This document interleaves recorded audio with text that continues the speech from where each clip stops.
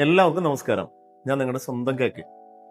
പലരും എന്നോട് ചോദിക്കാറുണ്ട്, എന്താണ് റൈറ്റ് ഡിസിഷൻ?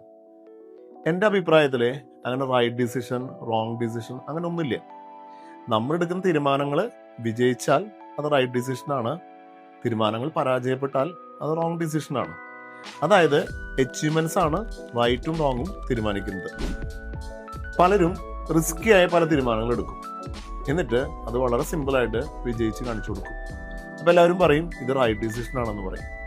ഇനി ചിലരാകട്ടെ വളരെ വിജയിക്കാവുന്ന തീരുമാനങ്ങൾ എടുത്ത് അതിൽ പരാജയപ്പെടാറുണ്ട്. അപ്പം ഇതേ ആളുകൾ പറയും റോങ് ഡിസിഷൻ എന്ന് പറയും. അതുകൊണ്ട് തീരുമാനം എടുക്കുമ്പോൾ വിഷമിക്കേണ്ട ആവശ്യമില്ല. റൈറ്റ് ആക്കണോ റോങ് ആക്കണോ എന്ന് തീരുമാനിക്കുന്നത് നമ്മളാണ്.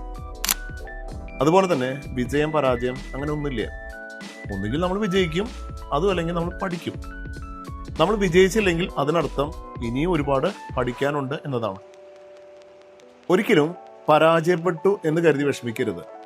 ഐൻസ്റ്റീൻ പറഞ്ഞ പോലെ you may fail but you are not a failure.